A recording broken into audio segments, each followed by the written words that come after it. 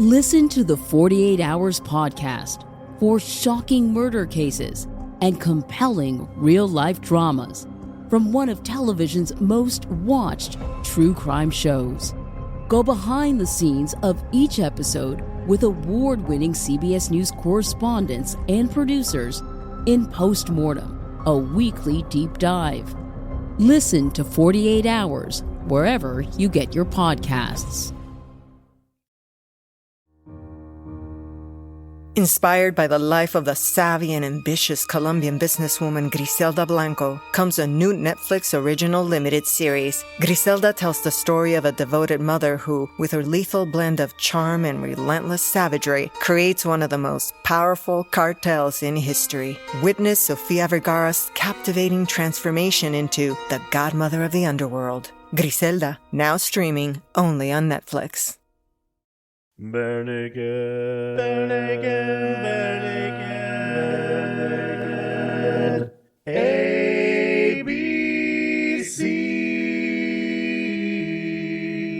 Welcome to the Bare Naked ABCs, and this week I am starting by apologizing for the mess up that was 2 weeks ago when I royally destroyed the editing on the 1 week that I went on vacation this year. Also, I just didn't write an intro this week. Why? Well, I wasn't sure what you would think about it. And I would start, and then I'd be unsure what you were going to think, and if what I was saying about this week's song would come out the right way. So I would write something totally different, and then I would worry that was giving the wrong impression. I just couldn't get over the fog of writing. This is like the introduction to the movie adaptation right here. Oh, that's not what I'm introducing this week? Oh, no. Whoops, I thought we were on the other podcast. Charlie Kaufman is Charlie Kaufman in, yeah. So speaking of which, I have with me this week Aaron. Yay, hello. I am glad to have you back. Yeah, and we are going to discuss the fog of writing. I wish I had Bobby here this week. This would be a perfect Bobby discussion. Talking about, like, he's our writer of the group. He's the one who is, like, he writes constantly for a living. So he'd be able to speak on this personally. But unfortunately, we do not have him. Aaron, did you make your guess of which album that this Ed Robertson song was on? Or not on? Well, okay. So sadly, the album was spoiled for me. Because I looked it up and immediately it said the album. It's so hard. Maybe I'll have to have you start just like sending me MP3s, and I'll just like, instead of me trying to find it. So yeah, it was spoiled for me. However, I did find myself and this is maybe a little spoiler alert for how the discussion is going to go, but I did find myself kind of rolling my eyes a little bit because this was another one of those samey latter-day BNL songs that I have not been too keen on. And I distinctly remember thinking, wow, this reminds me a lot of Did I Say That Out Loud? Which is, of course, also on Grinning Streak. So I feel like I would have guessed correctly for whatever that's worth. Yes. And it was, but was not on Grinning Streak. It was an B-side? extra. It was a B-side. It was an extra on the deluxe version that you could get through iTunes. They actually took it off. I have a theory on this. In Canada, you could get it as a bonus on iTunes. And you still can get it on iTunes today. And if you bought it in the US through Target, you could get it on the CD, but you can't get it that way anymore. You can only get it on iTunes unless you have the deluxe Target edition. So this is a rare find. This is one of those rare B&L tunes. Speaking of which, you probably haven't heard this song before since it is a deluxe edition, so I'm going to put in a snippet of the song right here. The fog of writing is like the fog of war. You lie to yourself and you pretend you can do it so you can do it more. So why don't we skip right over to the breakdown? Tell us about this song, because there's not a lot of information about the making of the song or any of that this week. It's true. Let me break it down. Breakdown. Aaron's gonna talk about chord structure and time. Okay, so Fog of Writing is recorded at 155 beats per minute One of the first things I did notice was the electronic drums. I feel so bad for Tyler. He's such a fantastic percussionist, and I really wish... I miss the little human element, you know. And we not to sidetrack too much. We've had discussions about auto-tune before, and I actually like when I hear the voice waver a little bit, and sometimes even going off key just slightly. There's that human element. Sometimes that helps express an emotion or something like that. So I just feel like this is a little too polished and too mechanical, but that's just me. That's kind of the album. Yeah, so. Yeah, from my experience so far. But anyways, Fog of Writing is in the key of A major. Like, did I say that out loud? Fog of Writing is almost entirely a 1-4-5 song. It lives in those three chords. Although it doesn't go to the tonic as often as you might suspect it to. It jumps around from 4 to 5, sometimes in 2. So the intro is from D to B, which is the 4th degree to the 2nd degree, 4 to 2. The verse, which we'll call the B section, I guess, if the intro is A, is D to A to E, which is the 4th to the 1st, the tonic, to the 5th. And occasionally it goes up from E to F sharp, which would be the 6th, and then back down. So you get that same 5th to 6th degree bounce, just like you hear in Did I Say That Out Loud? They do the same thing in that song. In the chorus is like basically 2 chords. It actually is just 2 chords. It's D to E over and over again. So you get 4 to 5. It's just hammering on that 4 5 4 5 4 5 4 5 4 5. Then back to the verse, then the chorus and the bridge. I'm going to call this a 2-5-4. The bass nails the 3rd degree, essentially walking up the scale to the E, the 5th degree, then stepping back down to land on the 4th.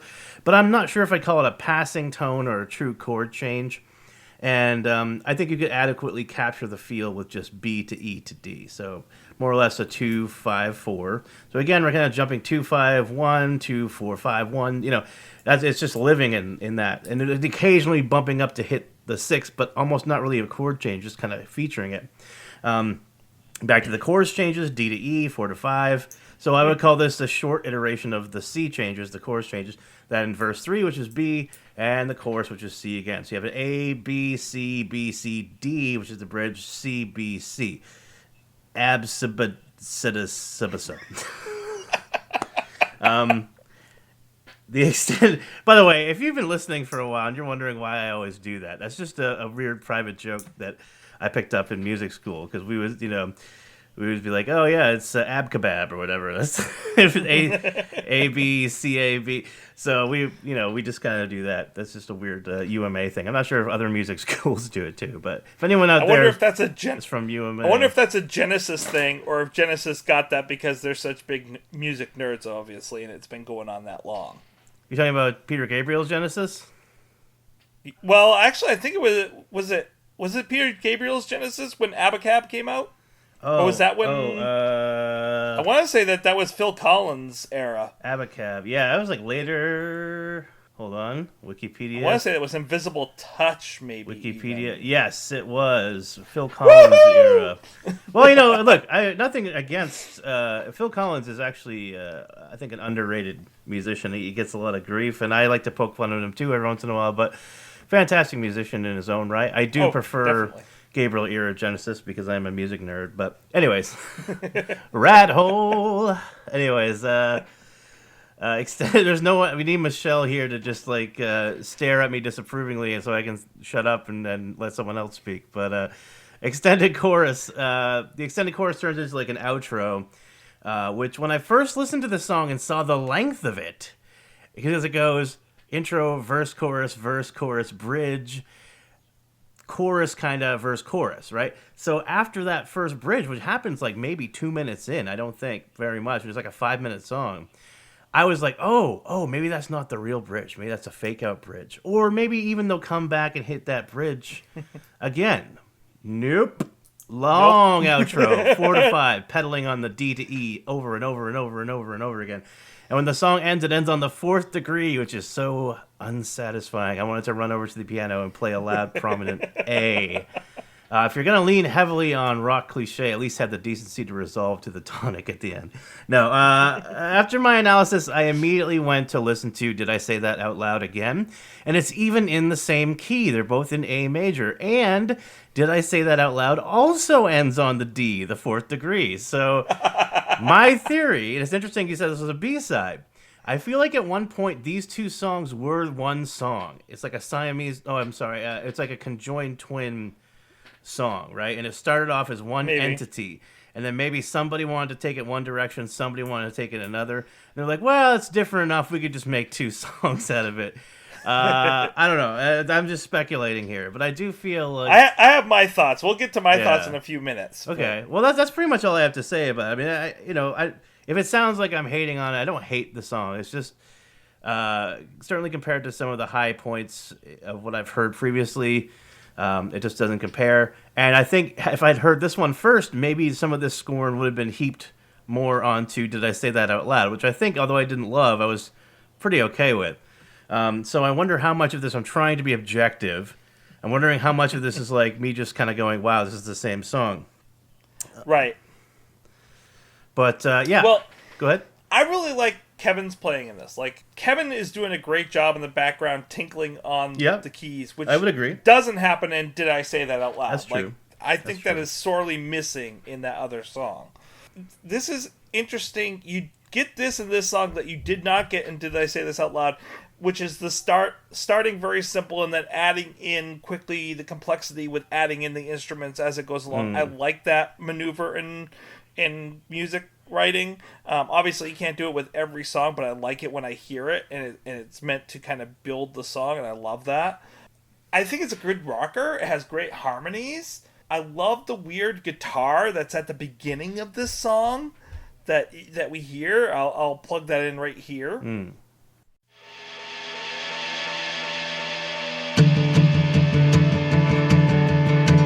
You can interrupt me throughout this. I did write this because I thought that you guys might be recording this while I was gone on vacation, so I had this as a quick, like, one intro here, but interrupt me, we can have a discussion on this as it goes along. But here's my theory on this song. Now, here's what I think this song is about, because I can't break down the music. I like the music in this. It's a little bit different than Did I Say That Out Loud, even though it's in the same chords. It has a different feel to it, I think. And I think that's because this one is a little bit more angsty than Did I Say This Out Loud. It's a little more. That's a more lighthearted tune. Yeah. So you'd think I would like this one more. So let's get to what the song's about, though. So the song is about the process of writing either songs or books or whatever kind of writing that people do. It's about that process where you get stuck and you get overly anxious and worried about what other people are going to think about what you're saying and writing, and that almost gives you writer's block in a way and stops you from continuing to be creative. Really interesting song to write, or topic to write a song about. I agree. I just wish that they had written a more creative song in which to express the idea.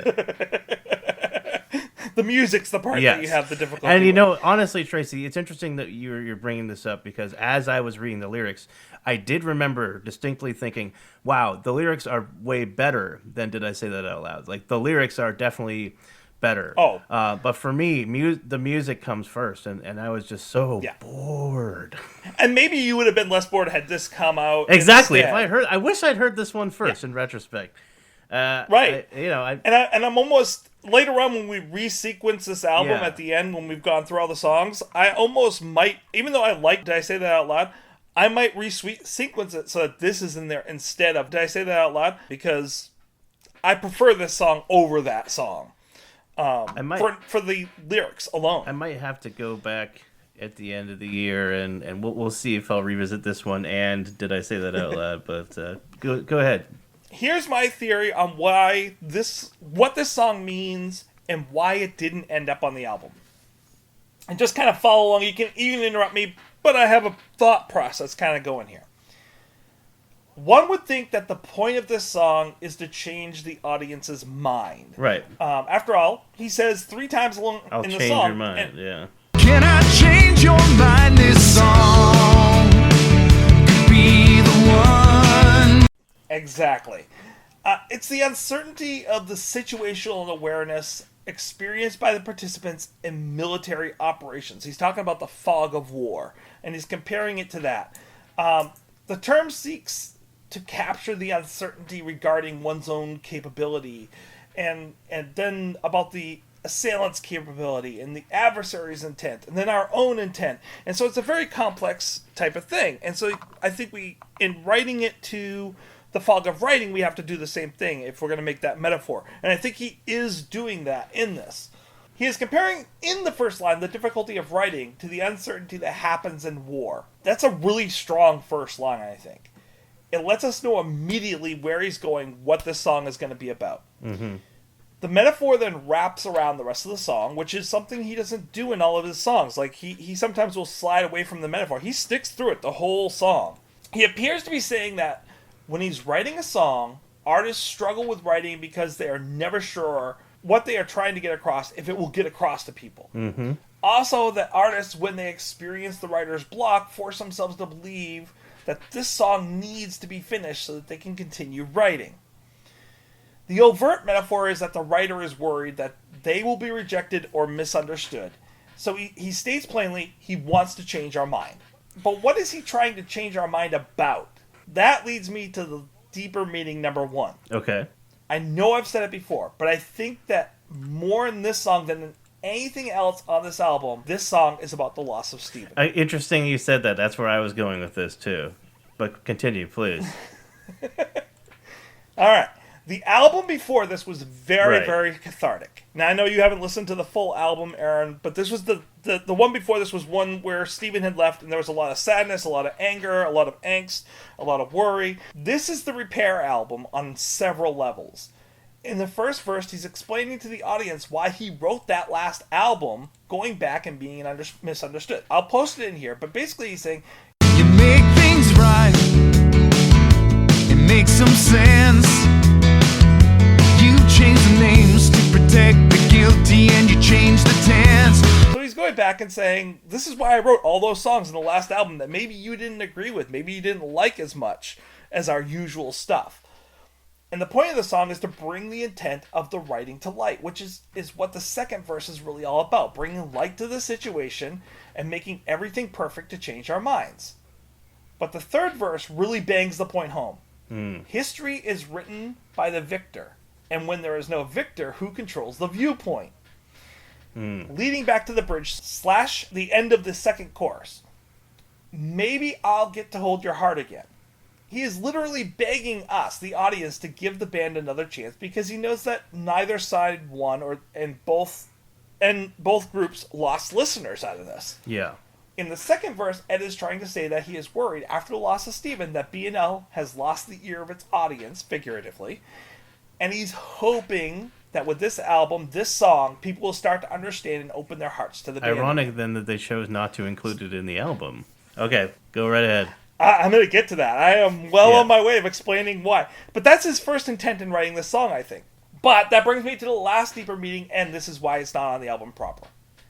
This song seems to be about using the song, or in the second verse, lighting a room, to work through problems. And in a clinical and therapeutic sense, change from a problem focus to a solution focus. Right.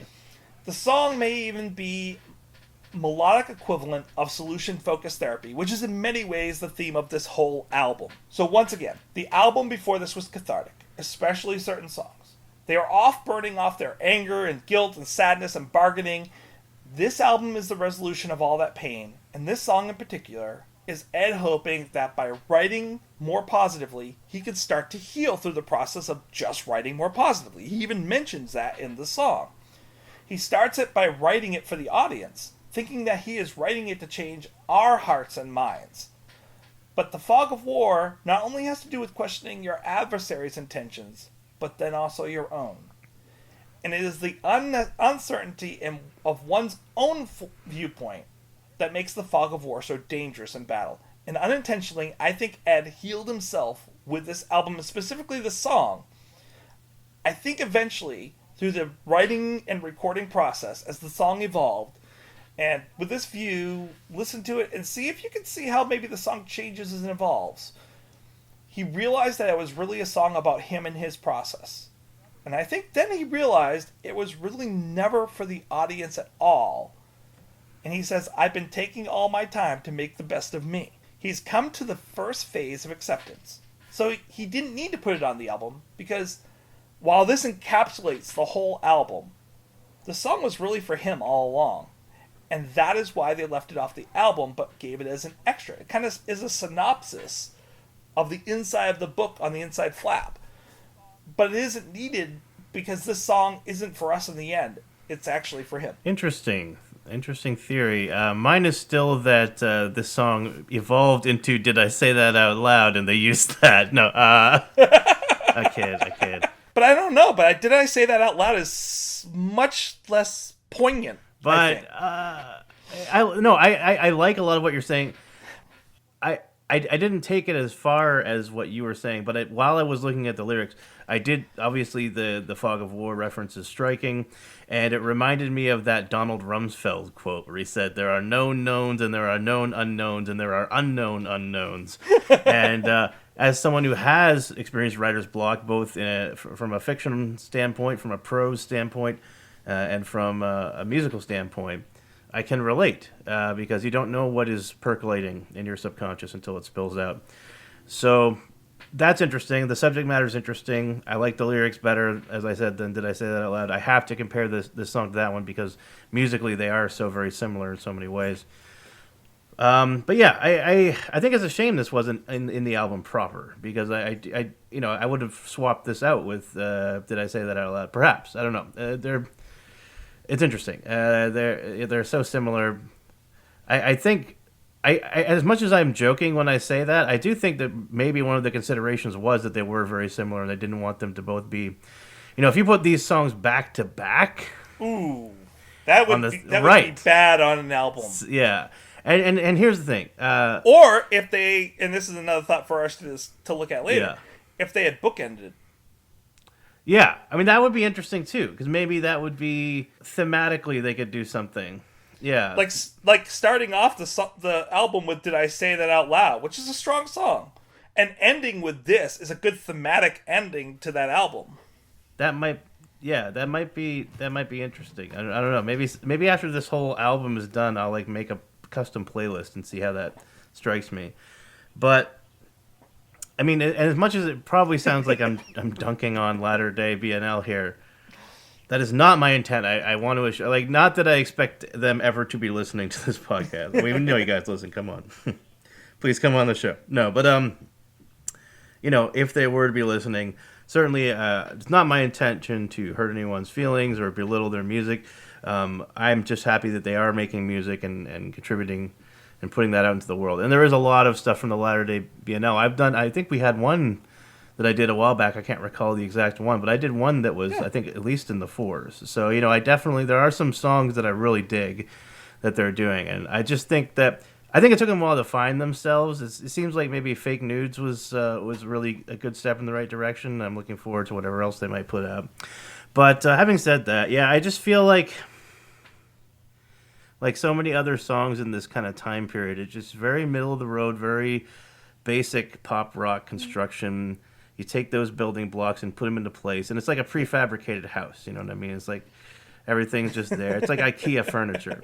I think I've said that before, actually, and I apologize for hammering on that. And I would still. Again, a lot of it's very easy for me to sit here and say that, right? It's very easy for me because I know how difficult it is to write a song, and especially to finish a song.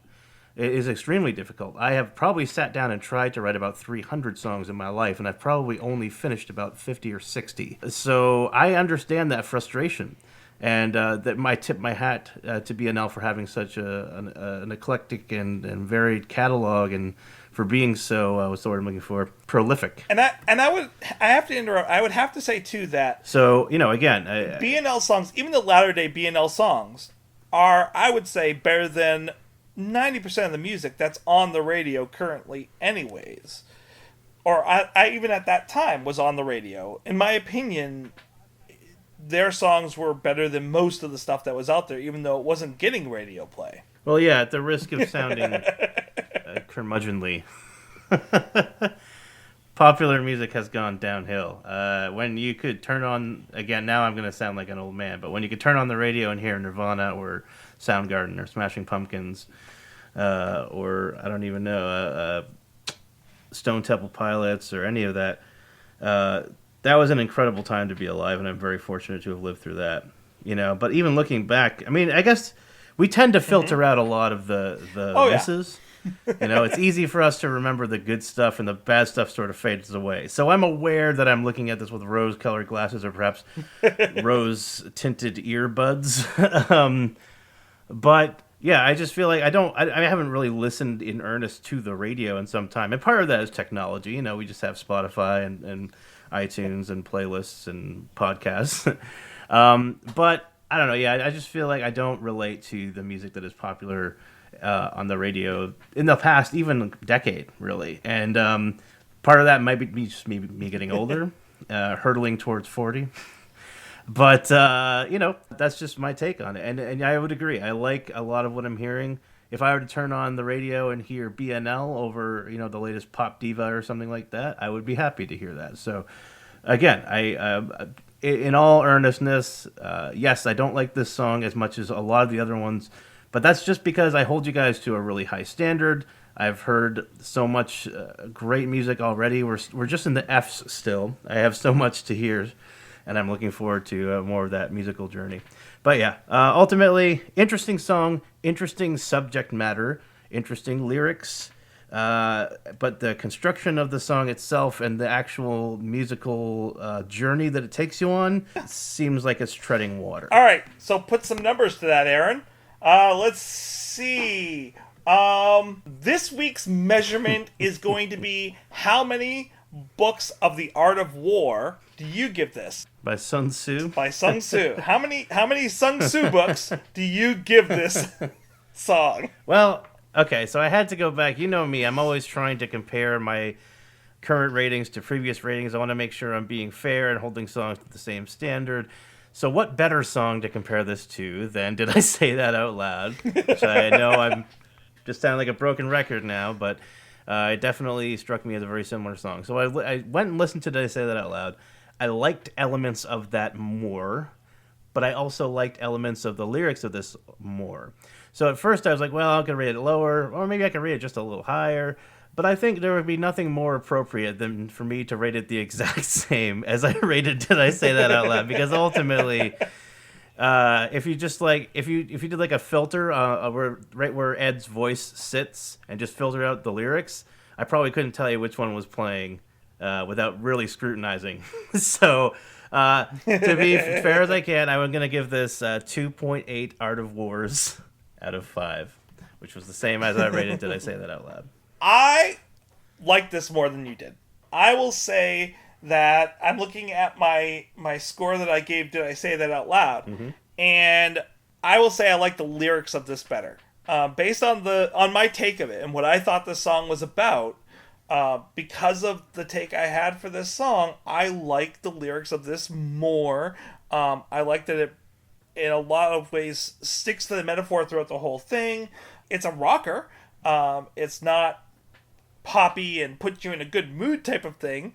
But I'm not always into that. I like Brian Wilson, and Brian Wilson's not about putting you in a good frame of mind either. Certainly not. It's about a man losing his mind in a sandbox. So I did not have this song on my playlist before, but it is already on since listening to it this week. It is on my playlist. You liked it that much? I did. I'm giving this a 3.85. Wow, nice. Still not in the 4 territory, but definitely up there. Well, just to clarify, 2.8, I have said in the past, it's not like a 3. It seems very easy to be like, 3 is the middle ground because you got 1 star and 5 star. 2.5 would be right in the middle. So as a 2.8, I did rate this above average. Yeah. Hi, guys. This is Michelle. How are you? I am here with my review, Fog of Writing. And I just have to say, meh. It's okay. I mean, the song is okay. It's not awful. Is it one of my favorites? No. It's a little bit meta, but it's a little too obviously meta for my taste. It's fine. The song is fine, but it doesn't move me. I'm not moved by it. I do like, there's like 2 bars of piano or keyboard between a chorus and a bridge in the middle. I thought it was going to be a bridge, but it actually sounded like a repeat of a verse. The history, what is the line? Let's see. History's written by the side that wins. So right before that, there's like 2 bars of keyboard that kind of appealed to me.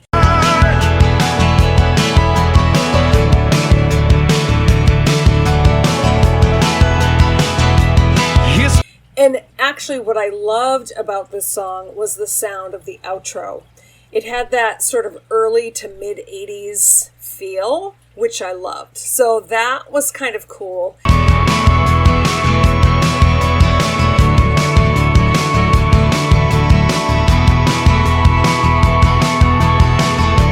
And I have to wonder how specific of a choice that was, what it's referencing. Because I feel like with Ed's songs, everything means something and it's there for a reason.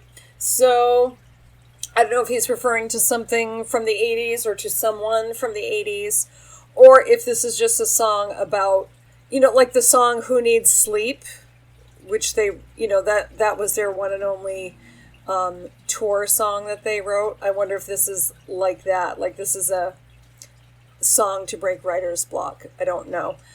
It's okay. It's fine. It doesn't hit me in the gut and make me feel my emotions at all, except for the outro. That does. So for that reason, I give it a 3. And I hope you all are doing well. Talk to you soon. Now, for the appearance this week, I swear we did not talk about the song before we came on here, or your thoughts about it. But based on this idea that you're kind of like, well, these 2 songs are very, very similar, this week's appearance is Ed and Jim playing a game of Would You Rather. Oh, nice. So I'll be posting that. It's actually really fun. They're having a lot of great time, which Ed and Jim have this great banter anyways. I think the only way you up this at all is Ed and Tyler doing Would You Rather, because then it would get really raunchy really quick. But Ed and Jim are having a great time with this, so definitely go out and watch this great little game that they're playing. Well, it's going on... Well, I don't want to ruin the illusion, but I'm getting super hungry. Are you hungry? Yeah, I could eat. Well, maybe next week, when we all meet up again, we should all bring a dish and eat together. Someone will bring something salty, someone brings something sweet. Aaron, how about you bring something bitter? Because I know the album that we're going to be talking about. I'll bring something sour. Oh, and don't forget umami. Yeah, umami. Definitely umami. A nice little potluck. I wonder if that's what they call it in Canada, potluck. Or maybe it's called a food party. Then we'll all chow down and we'll listen to the song while we eat. And what song would that be, Tracy? A food party. Yes, we'll be talking about food party. I had no idea you were doing a bit. So join us next week. Yeah, thanks a lot, Tracy. It's always a pleasure to talk to you about music, and see you next week. And thanks. That was fun. Thanks, that was fun. Don't forget, no regrets, except maybe one. To celebrate joining Pantheon Podcasts, Rock Camp, the podcast, the official podcast of Rock and Roll Fantasy Camp, is giving away a guitar signed by Mike Portnoy of Dream Theater, Marty Friedman, formerly of Megadeth, and legendary shredder Zakk Wylde, plus our rockstar counselors like Vinny Appice, Monty Pittman, and more. To enter to win, simply follow, rate, and review our podcast on your preferred platform, and that's all you have to do. For more information, go to rockcamp.com/podcast.